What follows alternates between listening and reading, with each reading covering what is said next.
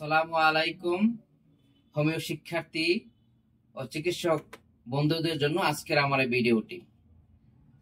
ভিডিওটির আলোচনার উৎস হচ্ছে একটি উদ্ভিজ্জ ঔষধ অ্যাব্রোটেনাম। অ্যাব্রোটেনাম ওষুধটির আরেকটি নাম আছে, যার নাম হচ্ছে সাউদার্ন উড। এই সাউদার্ন উড উদ্ভিজ্জ একটি ঔষধ।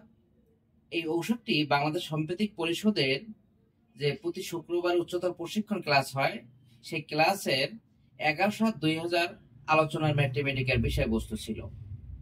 তো আজকে যেহেতু হোমিও শিক্ষার্থী এবং চিকিৎসক বন্ধুদের জন্য অ্যাব্রোটেনামকে খুব সংক্ষিপ্তভাবে আপনাদের সাথে উপস্থাপন করব, যাতে সংক্ষিপ্তভাবে আপনারা এটাকে শিখে সঠিক সময় সঠিক রোগীর জন্য এটাকে প্রয়োগ করতে পারেন।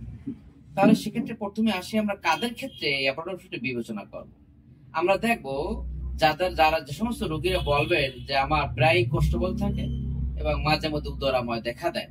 যদি উদরাময় দেখা দেয় তাহলে দেখা যায় যে তার ভুক্ত দ্রব্য অর্থাৎ যে সমস্ত খাবার দাবার খায় সেটা অজীর্ণ অবস্থায় বের হয়, অর্থাৎ সহজে হজম হয় না। এমন ব্যক্তিদের ক্ষেত্রে আমরা অ্যাব্রোটেনামকে চিন্তা করতে পারি। আর কাদের কথা চিন্তা করব?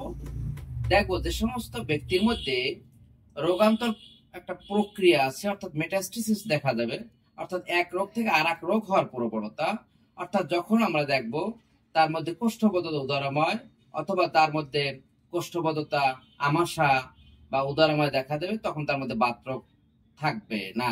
আবার যখন দেখবো তার বাতরোগ যখন থাকবে, তখন তার মধ্যে কোষ্ঠবদ্ধতা এবং উদরাময় থাকবে না, এমনটা আমরা দেখব। অথবা তার বাতের রোগ আছে, সেটা প্রক্রিয়া পরিবর্তন হয়ে অন্য একটি রোগের রূপ ধারণ করার, তার হার্টের সমস্যা দেখা দিল। এইরকম যদি আমরা দেখতে পাই, এক রোগ থেকে আর এক রোগ হওয়ার প্রবণতা দেখতে পাই, সেক্ষেত্রে আমরা অ্যাব্রোটেনামকে বিবেচনায় রাখবো। তাহলে এর যে অ্যাব্রোটেনামের যে বাত ব্যথার যে একটা নিজস্ব একটা গতি প্রকৃতি আছে, সেটা কি রকমের? দেখা যায় যে বাত রোগের জন্য যে আক্রান্ত অঙ্গটা আক্রমণ হওয়ার আগেই সেখানে একটা প্রদাহ দেখা দেয়, ফুলে ওঠে, এরকম একটা পরিস্থিতি আমরা দেখতে পাই। আর কি দেখে তাই অনেক সময় তার মধ্যে অশ্বরোগ বা উদরাময় যখন থাকে, বাতরোগ থাকে না, বা বাতরোগ যখন থাকে তখন উদরাময় থাকে না, এমনটা আমরা দেখতে পাই। আর কি দেখতে পাই? যে তার বিশেষ করে অস্থি সন্ধি সমূহ অনেক সময় গেটে বাত আমরা দেখতে পাই, সেখানটা গতি ব্যথা ব্যথার প্রকৃতি কেমন মনে হবে, সেখানে একটা সুস ফুটানো বেদনা আমরা তার মধ্যে দেখতে পাই। আর দেখতে পাই কি, যে বিশেষ করিয়া এই অ্যাব্রোটেনাম ওষুধটি একটি পুষ্টি পরিপোষণ করির উপর বেশ ক্রিয়াশীল, নার্ভ এবং শিরার উপরে বেশ ক্রিয়াশীল। তাই বিশেষ করে পুষ্টি পরিপোষণের উপর ক্রিয়াশীল হওয়ার দরুন দেখা যায় যে বিশেষ করে শিশু দিকের এরা এই যে নিউট্রিশন সিস্টেমের ডিসঅর্ডার হওয়ার কারণে এদের সর্বাঙ্গীন একটা শীর্ণতা দেখা দেয়। তো শীর্ণতাটা দেখা যায় যে এটা পা দিয়ে আগে শুরু হয়, অর্থাৎ পা গুলো শুকিয়ে যায়, দিন দিন শুকিয়ে যেতে থাকে। সে প্রচুর পরিমাণে ক্ষুধা থাকে, অর্থাৎ রাক্ষসে ক্ষুধাটা থাকে, খায় দায়, কিন্তু তার স্বাস্থ্য যেন তার লাগে না, এমন একটা অবস্থা দেখতে পাই। এই অপুষ্টির দরুন কি দেখতে পাই? আর দেখতে পাই যে তার শরীরটা, চামড়াটা চিকন এবং ঢিলা হয়ে যায়। বিশেষ করে সংযোগস্থল, অস্থি সন্ধি সংযোগস্থল চামড়া ঢিলে হয়ে যায়, ঘাড়ের চামড়া ঢিলে হয়ে যায়, থলথলে হয়ে যায়, এমন অবস্থা আমরা দেখতে পাই। এর মধ্যে প্রচন্ড দুর্বলতা দেখা দেয়। বিশেষ করে অনেক সময় দেখতে পাই যে শিশুর ঘাড় সোজা করতে পারে না, এমনটা তার মধ্যে আমরা দেখতে পাই। আমরা এই রোগীর ভিতরে আর দেখতে পাই যে অনেক সময় যে ক্র্যাম্পিং পেইন বা খাল ধরা বেদনা বা শুল বেদনা দেখতে পাই, সেখানে যন্ত্রণাপূর্ণ আকঞ্জন আমরা আকঞ্জনপূর্ণ একটা বেদনা দেখতে পাই। আর দেখতে পাই যে শীতকালে তার চর্মে এক ধরনের চুলকানি দেখা দেয়, সেটা ধরন হচ্ছে লাল আভাযুক্ত একটা চুলকানি দেখা দেয়, প্রদাহ দেখা দেয়, এটা আমরা তার মধ্যে দেখতে পাই। তাহলে এর মানসিক অবস্থাটা যদি আমরা বিচার করি, বিশেষ করে শিশুদের ক্ষেত্রে, শিশুর রোগীর মন মেজাজটা কেমন? এই শিশুটি বদ মেজাজি, ক্রুদ্ধ, খিটখিটে মেজাজের অধিকারী হয় এবং সে নির্দয় নির্মম কিছু করতে চায়। অনেক ক্ষেত্রে সে বাছার প্রকৃতির হয়ে থাকে।